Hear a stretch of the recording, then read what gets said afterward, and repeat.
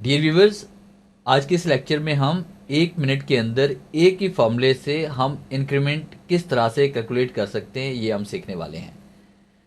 तो सबसे पहला काम आपने क्या करना है कि आपने सबसे पहले इस तरह से एक टेबल क्रिएट कर लेना है। फिर उसके बाद जितने परसेंट इंक्रीमेंट है वो आपने यहाँ पे इसमें ऐड कर देना है।